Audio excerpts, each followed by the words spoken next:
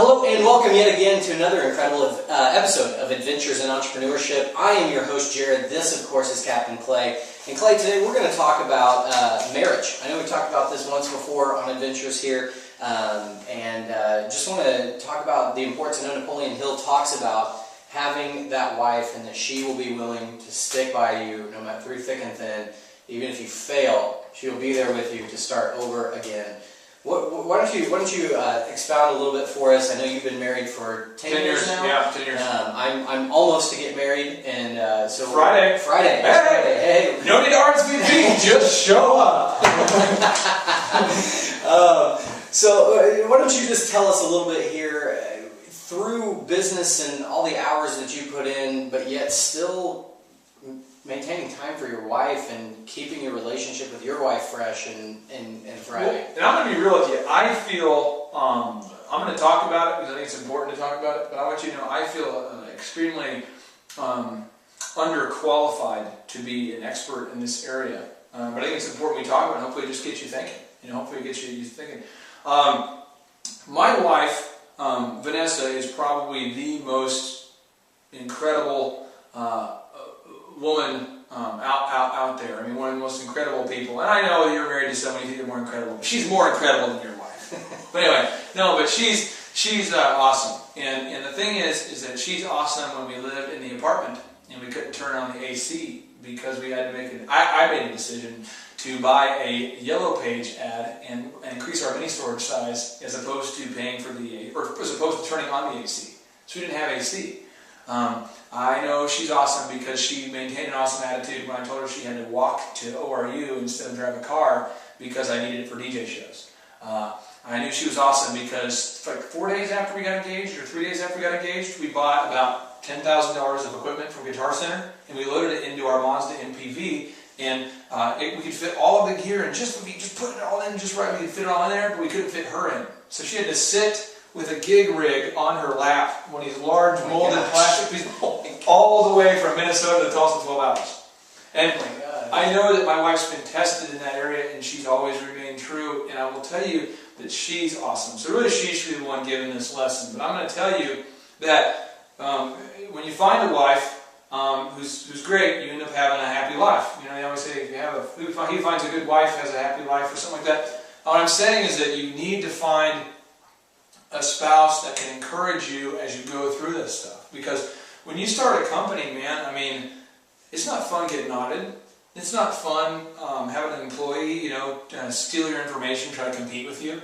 It's not fun getting sued. It's not having an employee. A lot of times you run your business the best you can and you have an employee do something crazy. I think of a Christian school a while back that had one of their employees do something extremely inappropriate with a student, and the school just shut down and lost its whole reputation because of the actions of one moron. Your spouse is there to encourage you during that time and say, you know what, we're going to come back, we can do this. And you just have to find an incredible spouse. And I would tell you this, if you're already married and your spouse is not that incredible, it's probably because you're not incredible and they reflect that back to you. But if you're not married, don't marry somebody unless you know that they're okay with where you're going and they're okay to go there with you. You need to be able to look them in the eye and say, here's the deal.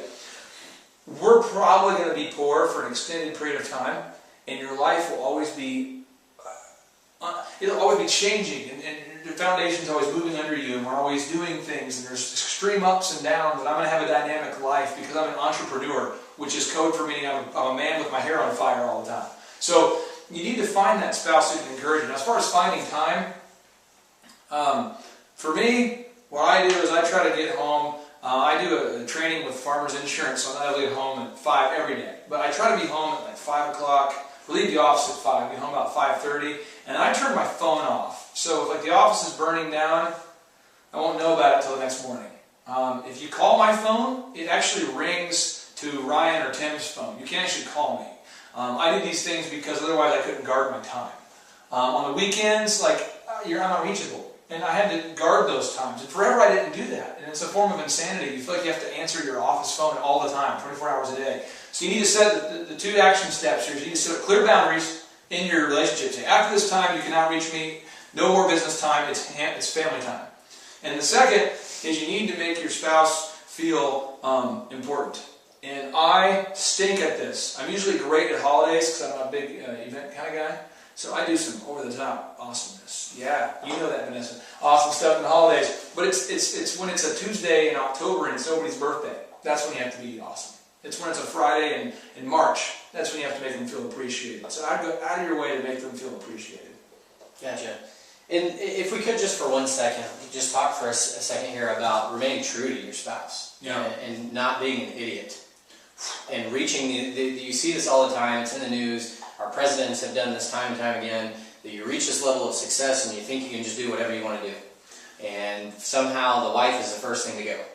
Well, I think what you have to realize is men, Jerry Seinfeld had a great episode about this, and I apologize if I offend. If you have a kid, make your kid stop watching right now. Just, kid, go, get away, leave. I'm going to give you a second. Okay, just a minute. I'm going to take a little sip of my Red Bull while you make your kid leave.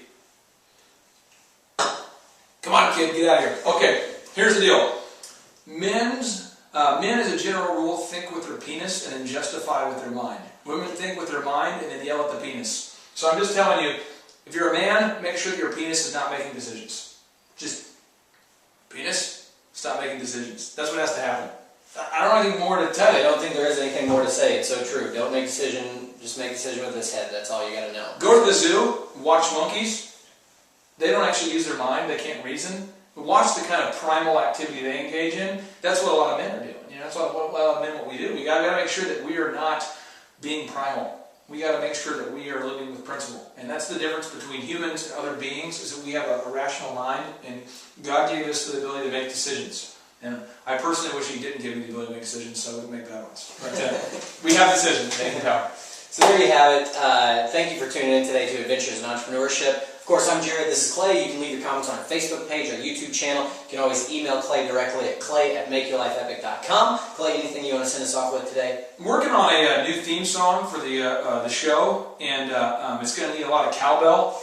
And so if you have a cowbell, you're watching this, you want to mail in a cowbell to us, that would be really appreciated. But stay tuned, and I think it's going to be a game changer when you see the cowbell in action.